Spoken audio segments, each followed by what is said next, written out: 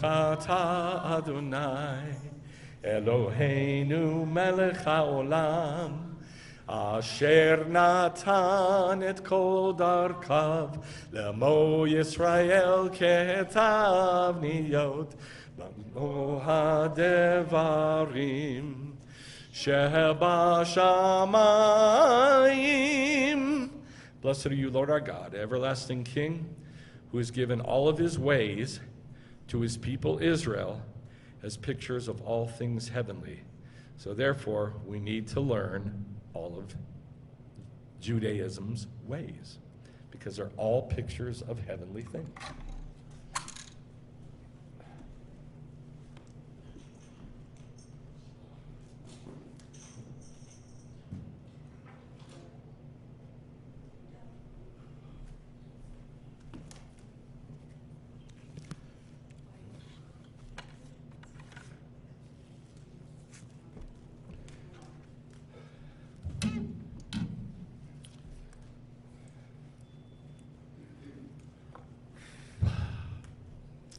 I'm going to take my tallit off because it's hot.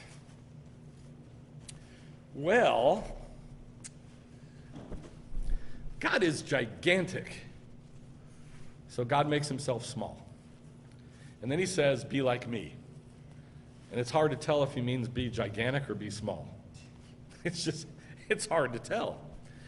And the strange thing is that the rabbis say, the most important thing in Judaism, that all of Judaism helps us to be and points to humility, anava.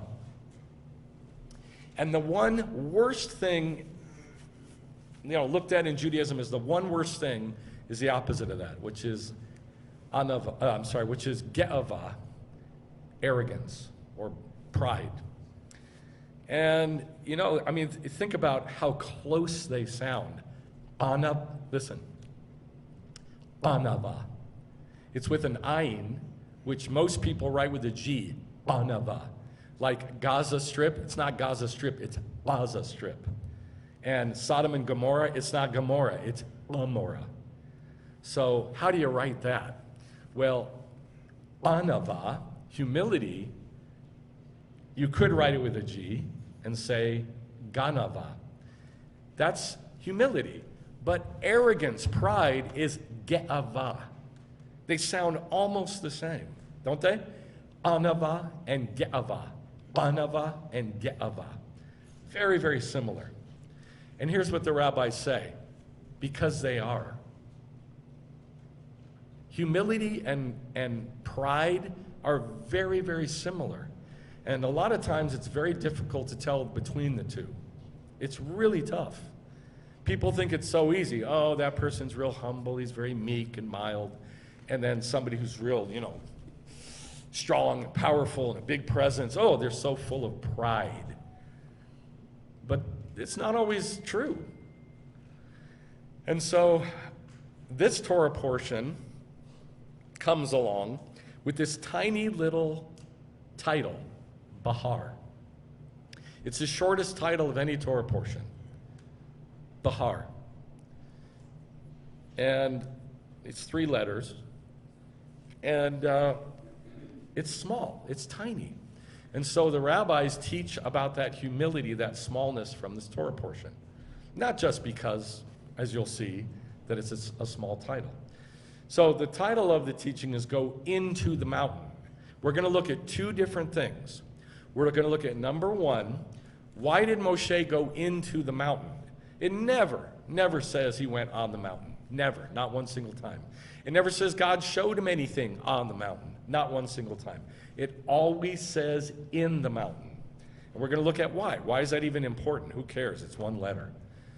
But it is important. It's extremely important. And number 2, why Mount Sinai? So, the name of the congregation is Lev Tzion, Heart of Zion. And every song I've written has Jerusalem in it in some form or another. Zion, Jerusalem, the mountain of the Lord. It's all about Zion and Jerusalem, the new Jerusalem, and Jerusalem lifted up, and Jerusalem high and lifted up, and God in Jerusalem high and lifted up. Everything about Tzion is about Jerusalem. But this mountain, Sinai, there's not a whole lot about it in the Bible. And so it's often overlooked, and it's like that on purpose, and we're going to see why. So the Torah portion says at the very beginning, and all we're going to look at is the beginning, the Lord then spoke to Moshe in Mount Sinai, B'har, saying, speak to the sons of Israel and say to them, when you come into the land which I'm going to give you, then the land shall have a Shabbat to the Lord. For 6 years you shall sow your field, and for 6 years you shall prune your vineyard and gather in its produce. But during the 7th year the land shall have a Shabbat rest. You shall not reap your harvest after growth. You shall not gather your grapes of untrimmed vines. The land shall have a Shabbat year. You shall have the Shabbat of the land as food. And then the whole rest of the Torah portion talks about the Shemitah. This is the Shemitah year, the 7th year, the Shabbat year. And then it talks about 7 times 7 years to the Jubilee year, the 50th year. And then it talks about all the redeeming of the land and the people and slaves and everybody in the Jubilee year. And that's the whole Torah portion. It's all about monetary stuff and land stuff, agriculture stuff. And that's it. Starts out with the Shabbat, then it goes to the Shabbat year, then it goes to the Shabbat of Shabbats, the Jubilee year. And that's the whole Torah portion. So what does that have to do with Sinai? So that's what we're going to look at. We're going to look at the first 3 words. The Lord spoke to Moshe, B'har, in Mount Sinai. That's all we're going to look at. So first we're going to look at B'har in Mount Sinai. I'm going to prove to you that it never says on Mount Sinai.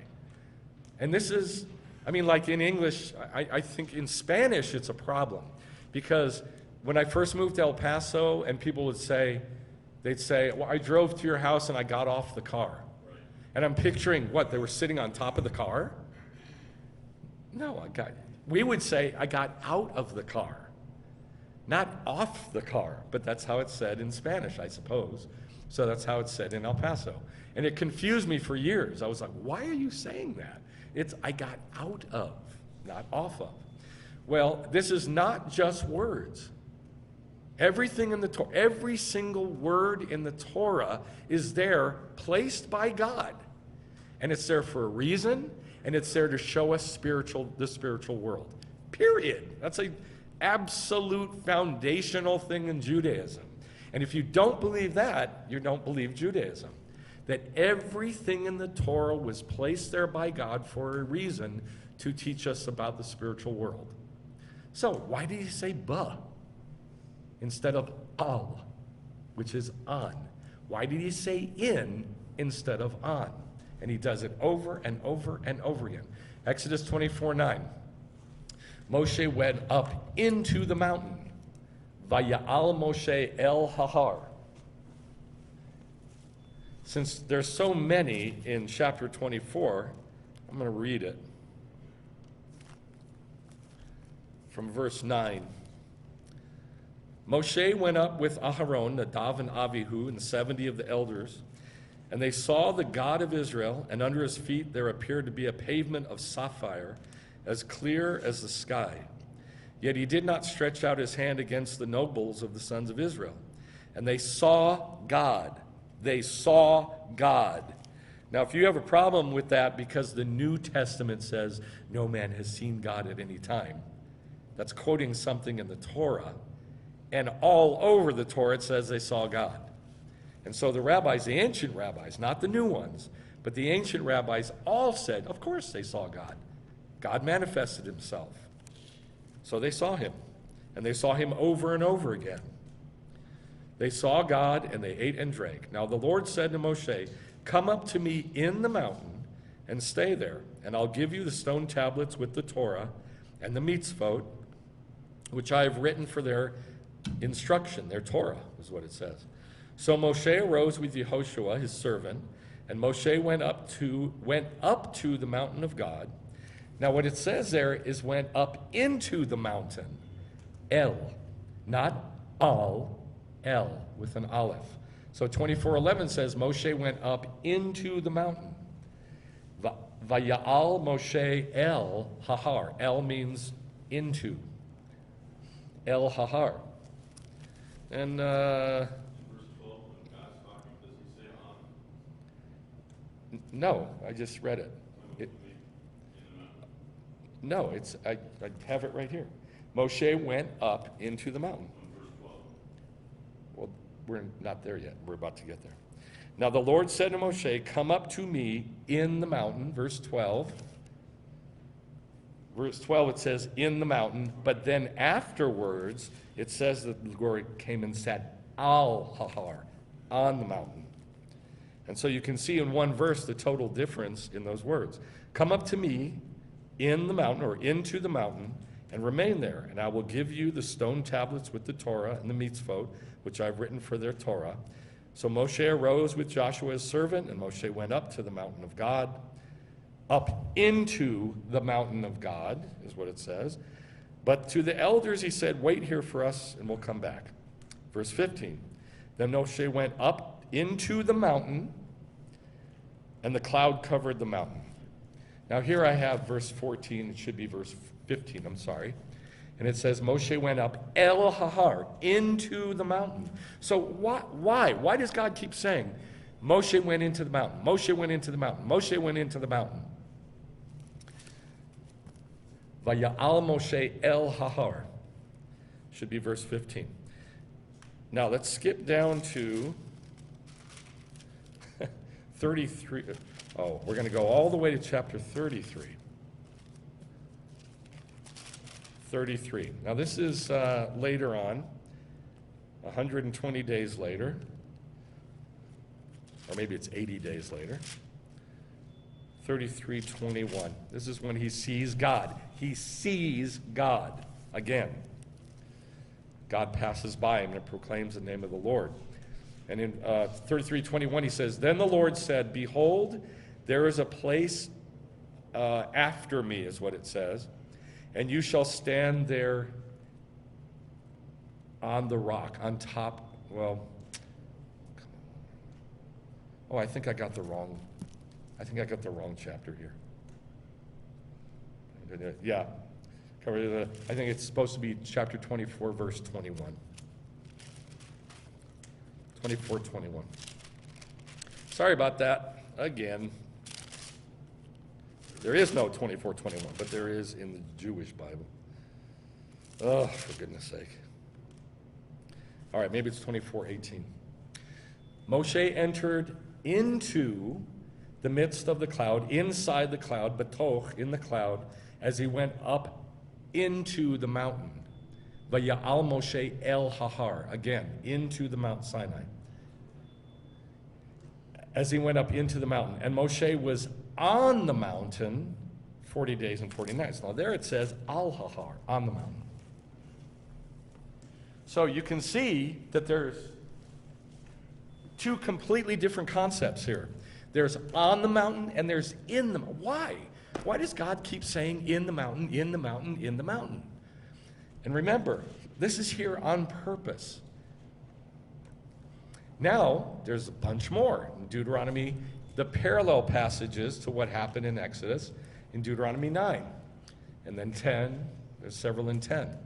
Deuteronomy 9:9, I remained va'eshev B'har, in the mountain. I remained in the mountain for 40 days and 40 nights. I neither ate bread nor drank water. And then in chapter 10, there's 1, 2, 3, 4 verses that say it. Cut out for yourself 2 tablets of stone like the first. Now this is later on, 80 days later, I believe. And God says, cut out for yourself 2 tablets of stone like the first, and come to me, the mountain, is what it says. Look at it. Come to me, the mountain. That's what it says.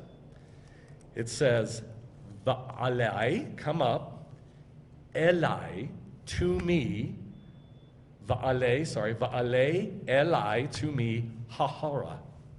the mountain. And it's feminine. So I'm going to say it again. Why does God keep saying, come, Moshe, into the mountain? Well, here he tells us. Why? He's the mountain. That's what it says here. Come to me, the mountain. Do you understand what I'm saying? Do you understand what I'm saying? He's the mountain, and it's feminine here. Come into me, the mountain. Cut out for yourself 2 tablets of stone like the first, and come to me, the mountain. Here's why I'm asking you if you understand what I'm saying, because this is how you look. When I read this, I was like, what? Wow, that is mind-blowing. God is coming right out and saying, he is the mountain. Which mountain? Mount Sinai. He is the mountain. That's amazing. Maybe it doesn't amaze you, but it amazes me. Deuteronomy 10:3. Now Moshe is talking. I cut out 2 tablets of stone, like the first, and went up the mountain. Va'al hahara. I went up the mountain. I ascended the mountain. I ascended God. Hahara.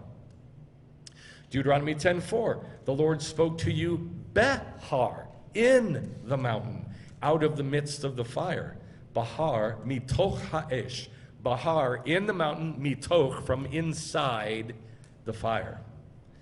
Deuteronomy 10:10. And I stood B'har, in the mountain, as at the first time, 40 days and 40 nights.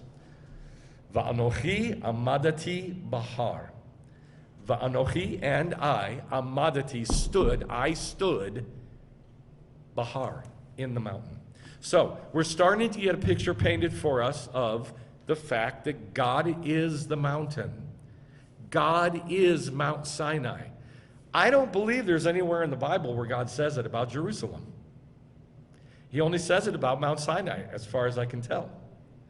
He says about Jerusalem over and over and over and over again that it is heaven. But I don't believe he ever says it's him, except one that I can think of in Psalm 48, where he says, go around the city, count its walls and towers, for thus is God forevermore. And Ze Elohim, for if you look at it, that is God forevermore. Only verse I can think of. But this is amazing to me. God is saying he is Mount Sinai. So here's what I'm trying to get across to you. That, we've focused on Jerusalem and Judaism being a picture of heaven for a long time. I have for many, many, many years. We together have for several years. But we've neglected Mount Sinai, and Mount Sinai is God. And here's what I mean. It's God on earth. The very first time I ever heard about Shavuot, I heard this phrase, and it was mind-blowing to me. It's called the revelation of God on Mount Sinai. And I was like, I thought no man has seen God at any time. That's the first thing that came to my head, because I'd been in Messianic Judaism, and they drilled that into me, no man has seen God at any time, which is nonsense. It's all over the Torah that people have seen God. It doesn't mean what you think it means. It means something else. And it became apparent that God came down onto earth. And it's the only time he ever did it. He came, and all of Israel saw him, because he came down to earth. Judaism is for earth. It's not for heaven. And the rabbis, the sages, tell this story in the Midrash that says that when Moshe was about to be given the Torah in the mountain, that the angels were indignant, and they said, wait a minute, why should he get the Torah? And it says in the scriptures that Moshe was the most humble man on earth, right? So his answer was, I don't know, but that's what God said he wanted to do. And so God told Moshe, challenge them, ask them questions. And so Moshe said, okay, God, what's written in the Torah? You shall not steal. And so he turned to the angels and he says, do you angels steal? No, of course we don't steal. We stand before the God of all the earth. Of course we don't steal. Okay. What else is in the Torah? You shall not commit adultery. Do you angels commit adultery? Well, we have nothing to commit adultery with. So, no, that's out. Okay, good. What else is in there? You shall not murder. Have any of you angels ever murdered? No, we don't commit murder. We stand before God and praise Him forever. Okay, and they went on with other questions. And so God said to the angels, none of this applies to you. It only applies to mankind. And so Moshe must take my Torah back to the earth. And that's why we have the Torah. That's why we have Judaism, to live on earth. It's God's revelation to earth. It's not like Zion. It's not like Jerusalem. Jerusalem is all about heaven. Sinai is all about earth. You ever seen Sinai? Ever seen pictures of Mount Sinai? It's more barren than Mount Cristo Rey, which looks like the moon. There's just nothing on it. And it's nothing. It's just like a little peak. It's not even that tall.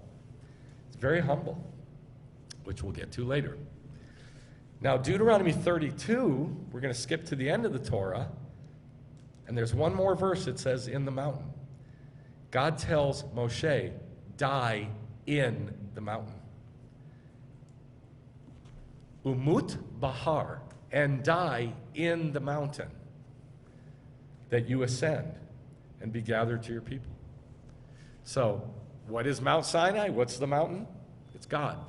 And every time Moshe is told about the mountain, he's told, go into it, go into it, go into it. Here's why. Later on in Israel's history, Moshe is the Torah, yeah? He's just the Torah. Yes? He's called that many times. Who's called the prophets? Who's the prophets? Eliyahu, right. Good, Eileen. Elijah, Eliyahu. So later on, the prophets went into the mountain, just like Moshe did. In 1 Kings 19, the angel of the Lord returned and touched Eliyahu and said, arise, eat, because the journey is too long for you. So he got up. He journeyed in the strength of that food for 40 days and 40 nights to Horeb.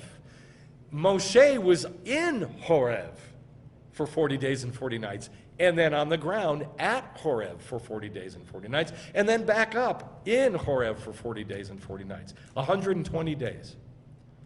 Well, this is the same picture, only it's going from where he was to Horeb, 40 days and 40 nights. And look what it calls Horeb, the mountain of God. The mountain of God. Why?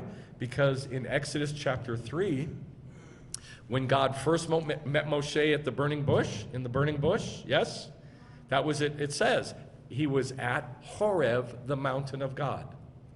Horeb, not Horeb, Horeb. It's the same word as harav, which means a sword. And it means drought, dry, drought, because a drought kills. It's the same word, Horeb, the mountain of God. Then he came there to a cave and spent the night there. And behold, the word of the Lord came to him and said to him, what are you doing here, Eliyahu? And he said, go out and stand B'har, in the mountain, before the Lord. Va'amadata B'har lifnei Adonai. Go and stand in the mountain before the face of the Lord.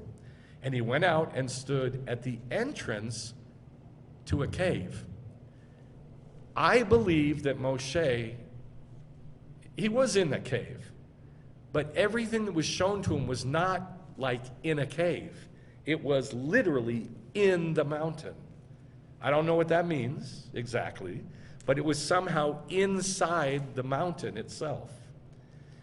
He did the same picture, only it was straight up a cave. And I'll show you a picture of that cave. It's still there. They know where it is, at the real Mount Sinai. So my question is this: why did God have Moshe and Eliyahu go into Mount Sinai? Why? Here's the cave. You can see on the right a close-up, And on the left, you can see that mountain. It's got a different name, Jebel something. Starts with an M. No. This one is Jebel something that starts with an M. And behind it, you can see Jabal al-Lawz, which is the real Mount Sinai. See it? It's behind it. It's maybe, 200 meters or so. It's very close. But that's it, Jebel al-Makla. Thank you. So it's right in front of Mount Sinai. Now, Horeb includes, I don't know, maybe from what I was counting, 6 to 8 mountains, small mountains. Horeb is not a mountain. Horeb is the mountain of God. And it's several peaks. Mount Sinai, you can see it. It looks like a volcanic cone. Boring, like a pyramid. That's all there is to it. And it's burnt to a crisp on top. And it's really not much to it. And this cave, you can see, that's where Moshe and Eliyahu were. But what about, why did God say come into the mountain? Here's why. This is a portion of what I wrote in the Pictures Restored book. Possibly the best description of how God showed Moshe the tabernacle and its furniture, such as the lampstand and the table of bread and the Ark of the Covenant, is something like a hologram or a holograph, which is a three-dimensional projection. Created with lasers, a hologram can be encircled, viewed from any angle, and though it is fairly transparent, it's still a three-dimensional image. I just watched Ocean's, the second one, Ocean's 12. You ever seen Ocean's 12? There's the Romanov egg, real elaborate things worth billions of dollars. And it's a hologram, it's not real.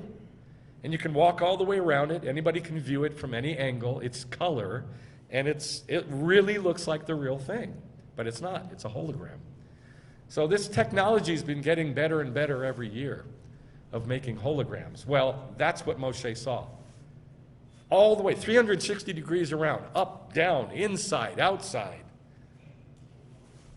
In Hebrew, it's ba, and an is al. In is ba, an is al. It was a three-dimensional projected model of every detail, every material for the tabernacle, for the furniture, for the priest's clothes.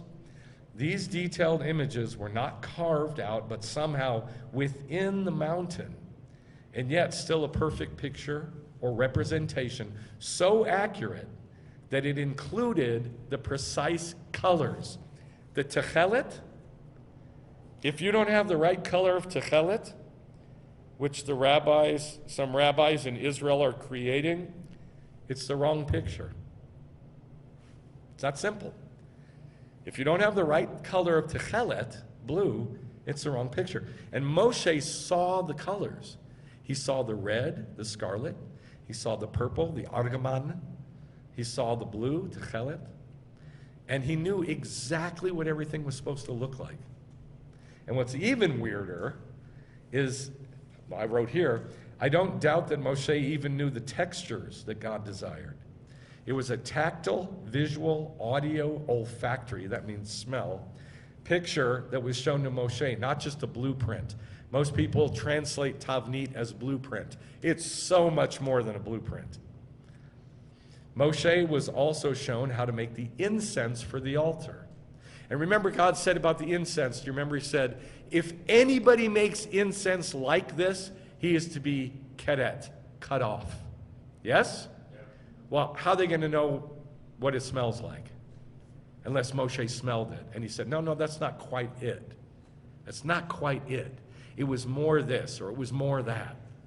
You understand what I'm saying? So this is such a detailed picture in the mountain. And that's why it's important that it's in the mountain. Imagine he was able to smell something that did not yet exist. This was done so that when it was produced by Israel, its fragrance would precisely match the aroma that Moshe experienced there on the mountain. Now, we, in our simple, stupid, ignorant, dumbed down, shallow culture go like this. Well, Christmas isn't like Judaism. Easter isn't like Judaism. Yeah, but oh my God, there's so much more. If you don't know what Judaism is and you've never done it, you can't know what doesn't match it. And if you find out what matches it, do it. Do it with all your heart. Don't just sit like a lump and observe and go, oh, I just don't get it. Try it. Do it. Do something. Open your mouth. Move your body. Do something. And do it. It's not here. It's here in your heart. Yes, it's here too in your brain. But once you get it in your brain, you better do something and get it in your heart. So, if you have the wrong color tzitzit, get the right color tzitzit. If you're not opening your mouth doing the prayers, open your mouth, do the prayers. If you're not standing or sitting or whatever when it's time to do that, do it. So you can match what Judaism does, because it has to represent what God showed Moshe, or it's wrong. It's that simple.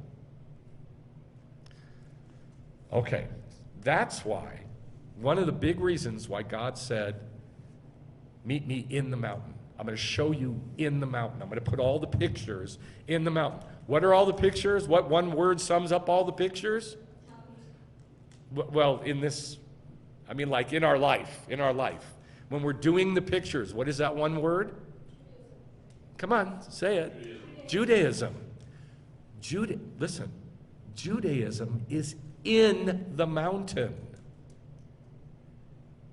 Christianity is not. Pretty simple. Judaism is in the mountain. All the pictures are in the mountain. And God is the mountain. Yes? So, all the pictures, all of Judaism should preach the same message that the mountain itself does, because they're inside the mountain. Does that make sense? When a woman gives birth to a baby, that baby comes out of her, it looks like her, right? Okay, it preaches about the mother from the way it looks. Judaism is the same way. When you look and you talk and you act, Judaism, you're, like I said last week, a little God. You are a little God. You're a little model of God. You preach about God. You show God. So that's why Judaism is in the mountain. That's why God said to Moshe, come into the mountain and I'll give you the Torah. Because Judaism is in the mountain. Now here's some more that talk about the Tavniot being given. And they're all B'har, in the mountain. None of them there are al-Hahar, on the mountain. Exodus 25, have them construct a sanctuary for me, so that I may dwell in them.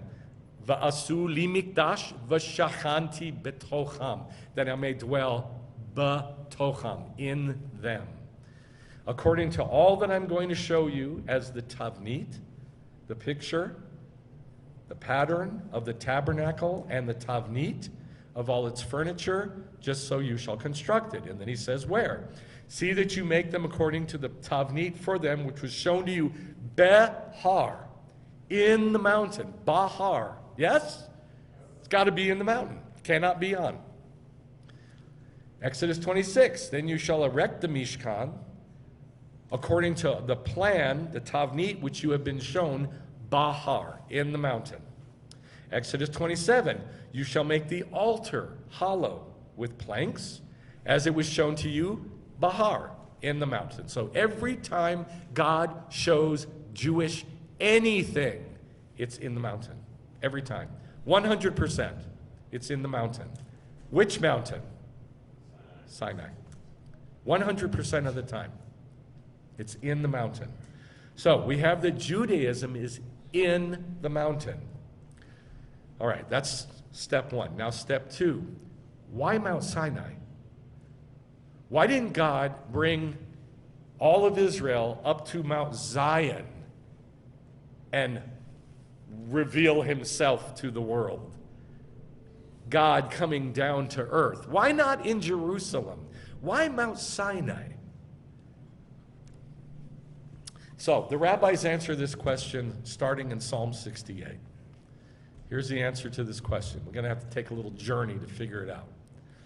Psalm 68, 15 through 17 says, "The mountain of Bashan is a mountain of God." So what are the other two mountains of God? I'm sorry, three. What are the other three mountains of God? Zion. Moriah is Zion. Sinai, I just showed you. Sinai, anybody know the other one? Very good. The Mount of Olives. The Mount of Olives is called the Mountain of God. Now you can lump the Mount of Olives in with Jerusalem. That's okay. So if we put those two together, we have Zion, Jerusalem, Mount of Olives, and then we have separately Mount Sinai. But now it says the mountain of Bashan is a mountain of God. You know where Bashan is? Do you know where Bashan is? Anybody? It's in the Golan Heights in Israel, way up north in Israel, near Lebanon. The mountain of Bashan is a mountain of many peaks. And then God says, why do you look askance at it? You know what askance is? Probably never heard that word. It's like look down on it, like out of the corner of your eye. Like that. Why do you look askance at it, you mountains of many peaks? At the mountain that God has desired for his dwelling. So Bashan, who he calls a mountain of God, is looking askance at the one that God chose as his dwelling. What mountain did he choose as his dwelling? Come on. What mountain did God choose as his dwelling? Where does God live? Where did he say, I'm going to put my name there? Zion. Jerusalem. Yes? Yes? Okay, you're getting lost. But here it doesn't say Jerusalem. It says that he chose Mount Sinai, which is strange. Why do you look askance at it, you mountains of many peaks? At the mountain that God has desired as his dwelling. Indeed, the Lord will dwell forever. It does not say dwell there forever. It just says, indeed, the Lord will dwell forever. That's all it says. The chariots of God are myriads, thousands upon thousands. The Lord is among them, Sinai, in holiness. The Lord is among them, the chariots of God, Sinai, in holiness. So this is very strange. There's a whole bunch of mountains going on here. You got the mountains of Bashan, way up north near Lebanon, and God says, it's the mountains of God. And then you have way, way down south in Saudi Arabia, the mountain where God manifested himself, and he calls it Horeb, the mountain of God. And then you have Zion, Jerusalem, the mountain of God. It's very confusing, isn't it? No? You're not confused by that? That confused me. Exactly. Which mountain? Okay, so here the rabbis start clearing it up for us. A mountain of God is the mountain of Bashan. That's what they're quoting. Rabbi Natan said, since the Holy One wanted to give the Torah to Israel, Mount Carmel came from Aspamia. I have no idea where that is, Aspamia. Doesn't matter. But Mount Carmel came. It's a very, very tall mountain in the northern part of Israel. And Mount Tabor, also a tall mountain in Israel, in the Galilee, from Beit Elim. Mount Tabor said, I was called Mount Tabor. It would be fitting for the Shekhinah to rest on me, because I'm higher than all the other mountains surrounding. So, Lord, you need to put the Shekhinah on me. The Shekhinah being the presence of God. And Mount Carmel came and said, I was called Mount Carmel. It would be fitting for the Shekhinah to rest on me, because I was placed in the middle, and they crossed the sea over me. Not a clue what this means. Not a clue. And I couldn't figure it out either. So please forgive me for that. All I know is a big giant mountain called Carmel came and said, it should be on me, I'm important. And Tabor came and said, it should be on me, I'm important. The Holy One, blessed be he, said, You've already been disqualified before me because of your arrogance, because you're so tall. You're already disqualified because you're tall. That is not what I want. You're all disqualified before me, all the mountains. They began to thunder and collapse, as it is stated. The mountains quaked at the face of the Lord. Judges 5:5. The Holy One said, why do you look down on Tirtzedun? Look askance, look down on Tirtzedun. Now the rabbis say this is comprised of two words, Tirtze and Dan. Tirtzedun. Why do you look down on the mountain which God has desired for his abode? You are all mountains of peaks. Now peaks is Gavnunim. Gavnunim, it means tall, big, huge. Gavnunim, as it is stated, or crook-backed. It's the same word. Given. It's the same word, and he's talking about, well, we'll get to it in a minute, or crook-backed, given, or a dwarf.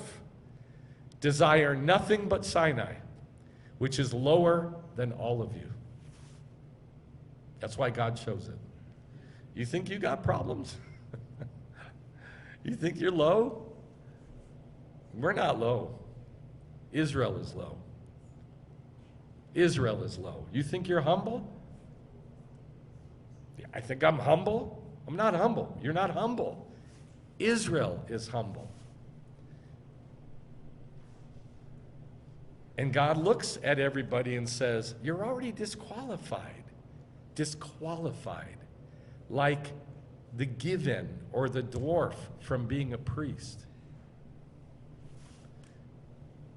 I dwell in the high and holy place with him also that is of contrite and humble spirit.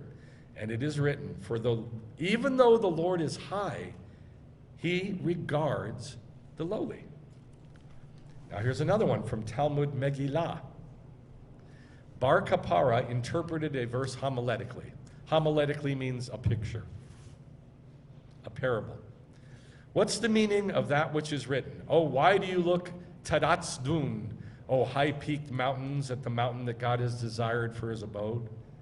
A divine voice issued forth and said to all the mountains that came and demanded that the Torah be given on them, why do you seek tirtzu, to enter into a legal dispute, a din, tirtzedun, look askance at? Why do you want to enter into a legal dispute with Sinai?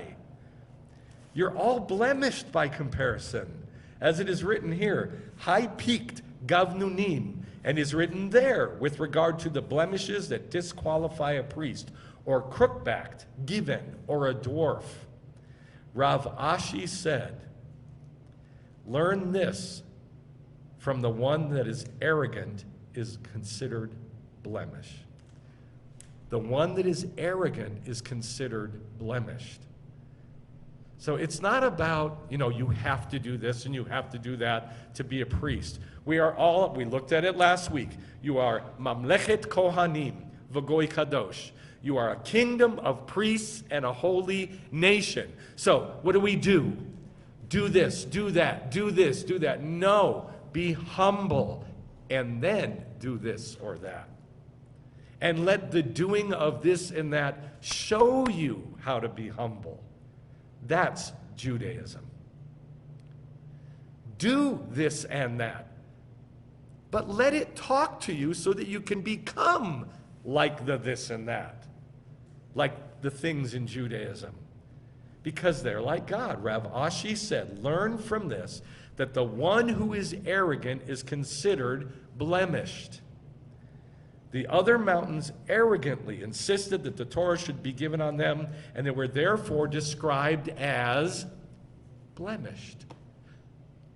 That's the blemish. What's the blemish? What's the blemish? Arrogance. So God wants to cleanse it, clean it, so we can be like him. One last one.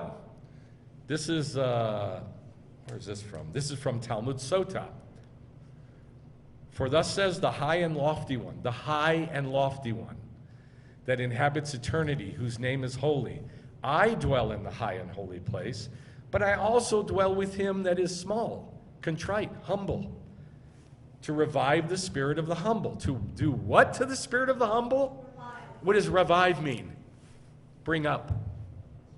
I told you there's not a whole lot of difference, the rabbis say, between anava, humility, and ge'ava, pride or arrogance.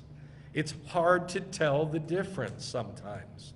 Because when God lifts you up, I mean, you get confidence, you're with it, you're sharp like a razor, right? Right? Do you ever feel that? Because I feel it all the time. And it's right then that I got to guard against arrogance. Because he's lifting me up and making me feel good, right? And then it's like, immediately, okay, done. I'm done. I'm cooked. It just happens so quick. But then I humble myself again, and God goes, oh, I like that. I'm going to lift you back up. And this cycle goes on because it's difficult to tell the difference between arrogance and humility. It is. You think you tell the difference. You think you can tell the difference, but it's not so easy. We'll talk about this some more. So he revives the spirit of the humble, like it says in Isaiah. Rav Huna says that the verse means together with me is the person who is contrite and humble. In other words, God elevates the humble, brings him up, lifts him up. And Rav Hizda says that the verse means, I, God, descend, and am found together with the person who is contrite and humble. So when God descended to earth, he chose Mount Sinai, because it's the smallest one. Of all the other mountains, it's small. It's not a big thing. It's very, very small. It's not that tall. It's shorter than Mount Cristo Rey over here. It's not a big peak. The Gemara comments on this. The Holy One, blessed be he, disregarded all the mountains and hills and rested his divine presence on the lowly Mount Sinai. And he did not choose to raise Mount Sinai up toward him. God chose to give the Torah on Mount Sinai as it was a symbol of humility, so God had to come down and lower himself due to its lack of height. So he lowered his divine presence, brought it down, as it were, to the mountain. This is God coming to earth. This isn't us going to heaven. This is God coming to earth. That's the difference. The main difference between Christianity and Judaism. Judaism lives here, and the kingdom is going to be here on earth. Christians want their head in heaven. Everything's heaven, heaven, heaven. When you die, you go to heaven. No, you don't. We've got to live here as little God. Here. And so Judaism is all about God coming down to us. And we get a little glimpse of up by living like that. That's the main difference. It's living here on earth because God humbled himself to come show us himself. Rav Yosef says, a person should always learn proper behavior from his Creator. As the Holy One disregarded all the mountains and hills and rested his Shekhinah on the lowly Mount Sinai. And similarly, when appearing to Moshe, where did he appear to Moshe? In the mountain. He disregarded all the beautiful trees and rested his divine presence in the thorn bush. Why did he show up in a thorn bush? Because it's the lowest, nastiest of all the trees. It's like sagebrush. It's like tumbleweed. God showed up in a tumbleweed instead of the beautiful trees. Same concept. God humbles himself to reveal himself. Now, I could talk forever about this as Yeshua, but you already know that. So let's talk about something else. Let's talk about something else. You already know Yeshua's humble. You already know that all of this about God manifesting himself to earth, you could see it in Yeshua. Yes, obviously. But what about what the rabbis say about this? Right now we're in the 38th day? For the 35th, sorry. Thank you. 35th day of the counting of the Omer. on a march toward Mount Sinai. And during these 50 days of the counting of the Omer, we look at our midot. And today is all about the midah of ge'avah, arrogance, as opposed to the midah of anavah, humility. So I say, be like Sinai. Be like Mount Sinai. Numbers 12:3 says, now the man Moshe was very humble, more than any person who was on the face of the earth. This verse, I would read it in years past, and I was like, oh, come on. That's just an exaggeration. No, he was more humble than anybody you've ever met. Think about the most humble person you've ever met. If you're thinking of yourself, you got a huge problem. Think about the most humble person you've ever met. He was more humble than that person. 2 Chronicles 32:26. Hezekiah humbled the pride of his heart. Both he and the inhabitants of Jerusalem, all the people of Jerusalem, humbled themselves, so that the wrath of the Lord did not come on them in the days of Hezekiah. Psalm 34. My soul will make its boast in... think about boasting in the Lord. What does that look like? Yeah! Right? Does that look humble? Does it? Oh, God did this for me. Does that look humble? No. But it is. I'm telling you, it's hard to tell the difference sometimes between anava and ge'ava. It's not so obvious. And you guys, most of you here, I think you have, Lynn, I don't know if anybody else has here, has not seen Jews worship, kicking their legs up to here when they dance, making noise, dancing, jumping, freaking out. They make Pentecostals look like babies. I've done it. I've done it with the priests in Jerusalem. I thought I knew. I thought I had done it before with Messianic Jews all over the country.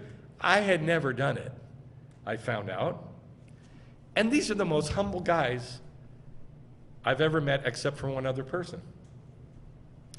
And they're whooping it up, rejoicing in the Torah. It doesn't look humble. It doesn't look like Christianity, that's for sure. Right? Right? I feel like like you're not hearing what I'm saying. It doesn't look like Christianity. You know what Christianity looks like. You know. Let us turn in our hymnals onto page 47 and say the Lord's Prayer. Like everybody's dead. Even in a Pentecostal church.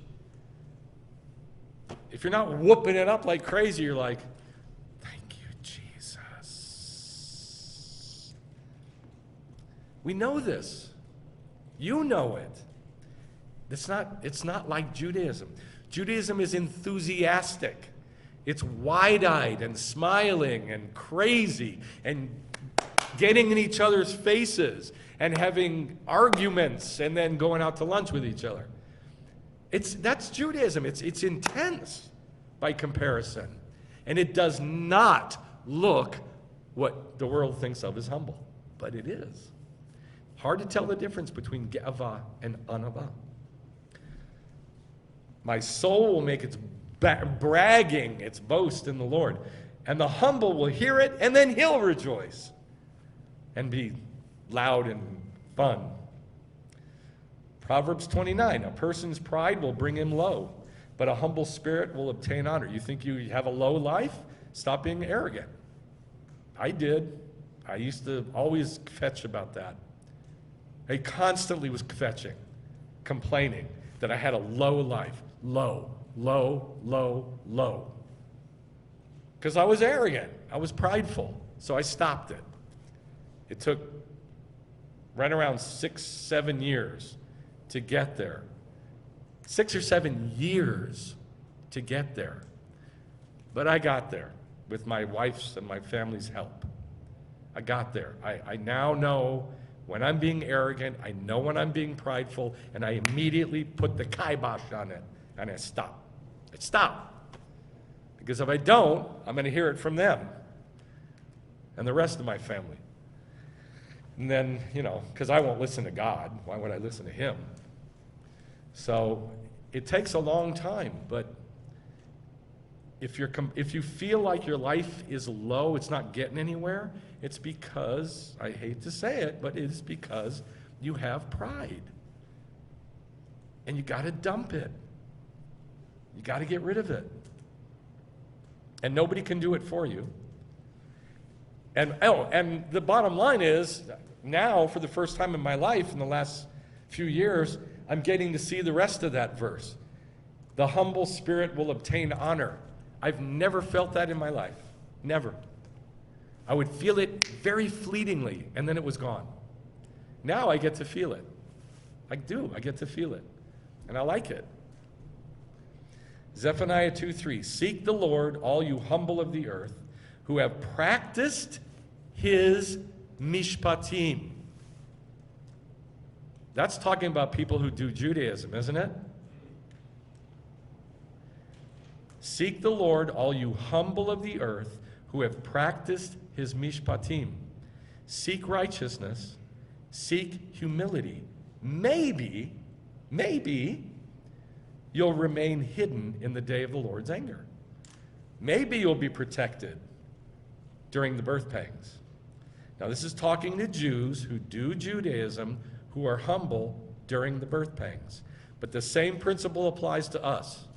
If you want protection from all the bad stuff, and you want honor from God, we have to humble ourselves. I know you've heard this your whole life, but I don't think you've ever heard it from Judaism. So here's the opposite of Sinai. Every morning, I don't know if you're doing this, but every morning we pray. We're supposed to pray. One of the prayers starts, Yehi ratzon milfanecha Adonai Eloheinu ve'Elohei avotenu, shetatzilenu hayom mi'azei fanim u'me'azot panim. May it be your will, Lord my God, and God of my fathers, that you deliver me today from arrogance and arrogant people. That you deliver me, now what it says literally is, you deliver me from an arrogant face, that's ma'azei fanim, from me having an arrogant face, and then from other people's arrogant faces. You hear what I'm saying? Deliver me from an arrogant face. So, I'm going to show you 3 examples of the opposite of Sinai. Isaiah 57, are you not children of rebellion, offspring of deceit, who inflame yourselves among the oaks, under every luxuriant tree, who slaughter children in the ravines, under the clefts of the rocks? The smooth stones of the ravine are your portion. To them, to the stones, to the rocks in the ravine where you killed your children, you have poured out a drink offering. It's crazy. These are Jews. You've poured out a drink offering to them. You've made a grain offering to them. And then it says, on a high and lofty, lifted up mountain, you've made your bed. You've had sex with demons. You also went up there to offer sacrifice. So what do you think it says in the Torah? That sacrifices were made in the high mountains or on the high mountains? On, because it's the opposite of Sinai. And that's what it says. You went up and you built altars on every high mountain and on every high hill. It's the opposite. And then Babylon, Jeremiah 46. To Egypt, concerning the army of Pharaoh Necho, king of Egypt, which was by the river Euphrates at Carchemish, that's in Babylon, which Nebuchadnezzar, king of Babylon, defeated in the 4th year. This is the message which the Lord spoke to Jeremiah the prophet about the coming. He's coming. He's coming, Nebuchadnezzar, king of Babylon, to strike the land of Egypt. As I live, declares the king, one certainly will come who is like Tavor or Carmel. What's Tavor and Carmel? The two mountains that came to God and said, let the Torah be given on me. Let the Torah be given on me. I'm a high mountain. This says it's Nebuchadnezzar. Remember what happened to Nebuchadnezzar? He went up on the top of his palace and he looked out at all of his kingdom and he said, what a great man I am. And right then, a voice came and said, you are stricken and thrown out, exiled out into the wilderness where your hair is going to grow like feathers and your fingernails and toenails are going to grow like claws and you're going to be a beast for 7 years. A beast, just like the beast in the book of Revelation, for 7 years. And he turned him into the beast. Why? Because he was so arrogant and proud. And guess what happened? He came back and he repented. But this calls Carmel and Tabor Nebuchadnezzar. Now Edom. Obadiah is all about, that book is all about judgment on Esau or Edom. Now he comes right out and says what the mountain is. The arrogance of your heart has deceived you. The arrogance of your heart has deceived you. The one who lives in the clefts of the rock, the height of his dwelling place, who says in his heart, who's going to bring me down to earth? How can the Pope be brought down? How can pastors ever be brought down from their gigantic, swollen pulpits and churches? How can Messianic Jews ever come down off their height of we have the truth and we have growing congregations and come down and do Judaism? The arrogance of your heart has deceived you. The one who lives in the clefts of the rock, the height of his dwelling place, who says in his heart, who's going to ever bring me down to earth? Though you make your home high like the eagle, though you set your nest among the stars, from there I'll bring you down. Will I not in that day, in the kingdom, in the birth pangs, eliminate all the wisdom, and I'm going to say it, of Christianity, of Christian-based, Hellenistic-based Messianic Judaism, Hellenistic-based Hebrew roots. All of it he's going to eliminate because it's called wisdom. But it's Esau, it's Edom, it's Rome. And in the day of the Lord, God's going to eliminate all of it. The wise men from Edom and understanding from the mountain of Esau. Why is it called the mountain? Arrogance. Arrogance. Then your warriors will be filled with terror. Teman, those giant mountains, Teman, who came and said, put the Torah on me, so that everyone will be eliminated from the mountain of Esau. Everyone will be eliminated from the mountain of Hellenism, of Rome, of Edom, of Christianity. All of it will be eliminated because it is all arrogance.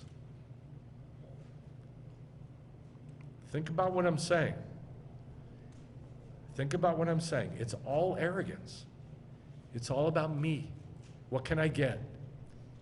So much so that the American gospel is nothing but what can I get?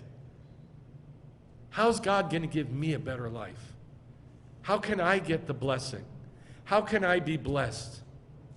That's what the American gospel is. It's been stripped down of everything else. How can we have better worship? Better music so we can have a good time and have our soul fed and have better band and have better music and have better preaching and have better clothing and have better this and better that and better everything. God doesn't care about any of it. Not one bit of it.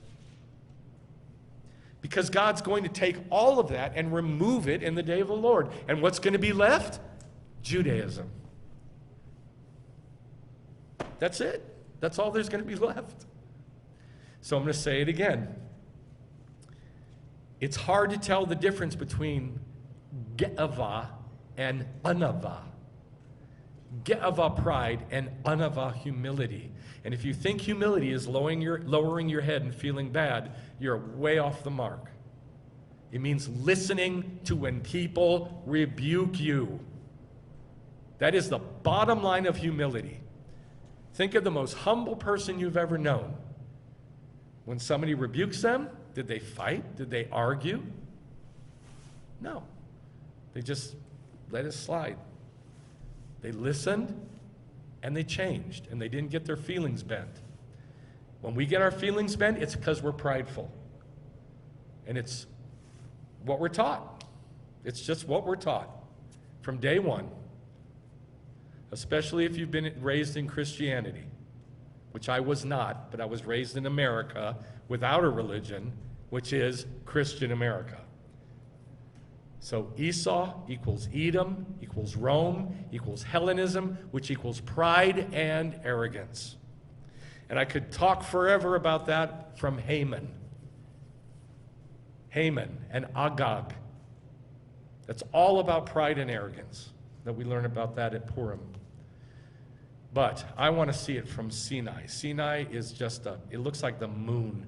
There's nothing on it. It's just the barest place on the planet. It says in Jeremiah 2, I remember the love of your espousals when you came to me in a land not sown. In other words, there's no agriculture there at all.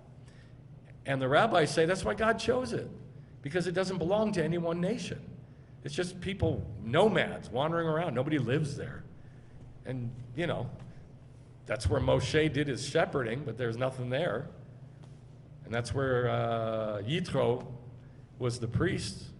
But it's like New Mexico. There's no industry. It's just, there's just nothing there. Only worse. And that's what God chooses for us to be. Yes. I saw a picture that if you go into the mountain to be with God, if you're on the mountain, you're missing it. Being in the mountain, you are hidden. Yes. Whereas if you're on the mountain, you're being seen. For us and our relationship. I have to get it on the thing. When you're in the mountain, you're hidden, you're in God. But if you're on the mountain, people can look up at you and you are seen. No, not a target. They can see you and you get prideful because you're up and you're seen.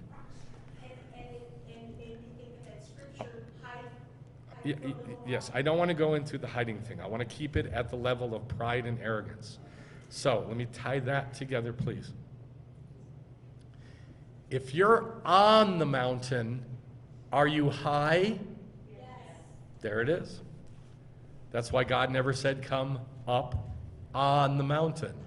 He said come up into the mountain, into God. Because Sinai is humility. It is humility.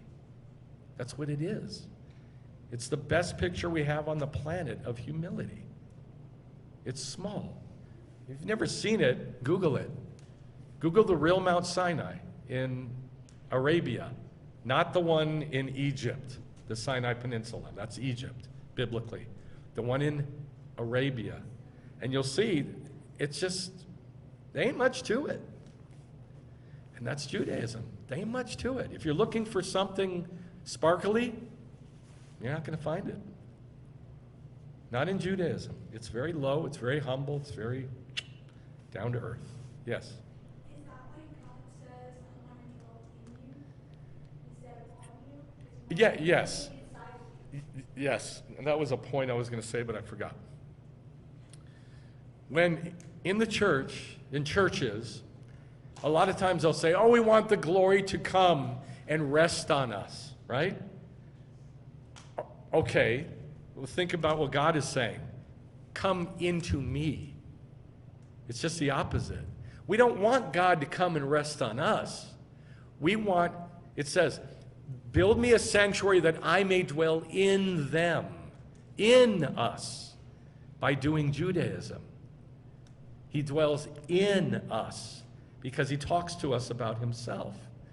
But what everybody's looking for the most part in America, is to have, sparkly things that we get to feel. Oh, I felt it. Oh, it felt so good. That's surface. That's on top. We don't want on top. We want inside.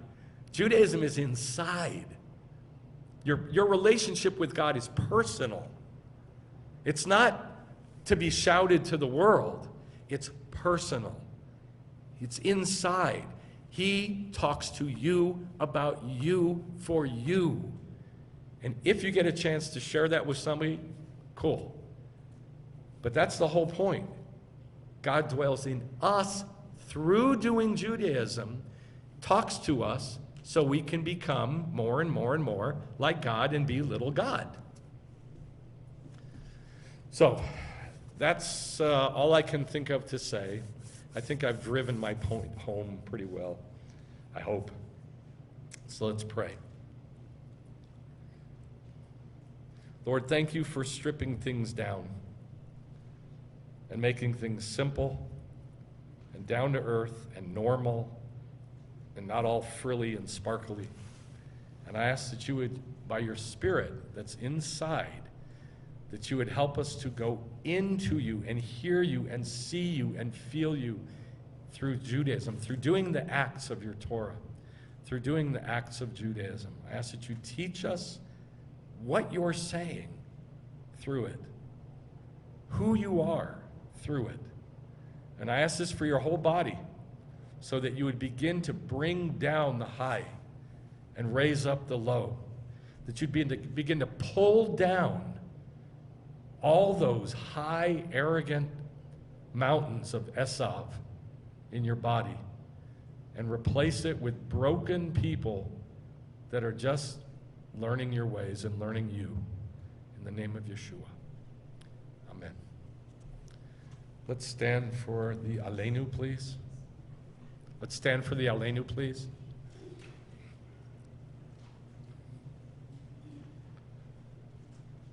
Aleinu l'shabeach la'adon ha'kol, לתת גדולה ליוצר בראשית, שלא עשנו כגויי הארצות, ולא שמנו כמשפחות האדמה, שלא שם חלקנו כהם, וגורלנו ככל המונם. Let us adore the Lord of all, who in greatness created the world from of old, that he has not made us like the nations of the earth, he's not made us like the families of the land, he's not made our destiny like theirs, and he's not cast our lot with all of them. V'ne'emar v'haya Adonai lemelech al kol haaretz Bayom hahu, yiyeh Adonai echad, ushemo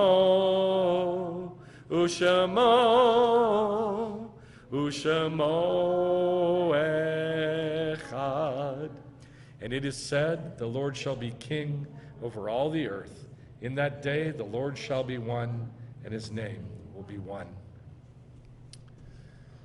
Va'anachnu korim umishtachavim umodim lifnei melech malachei hamlachim hakadosh baruch hu.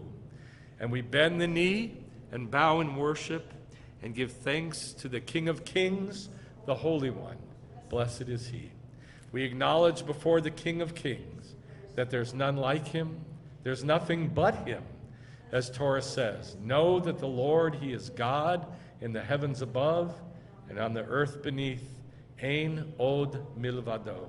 There's nothing else but him. Shabbat shalom. Let's do Kiddush, please.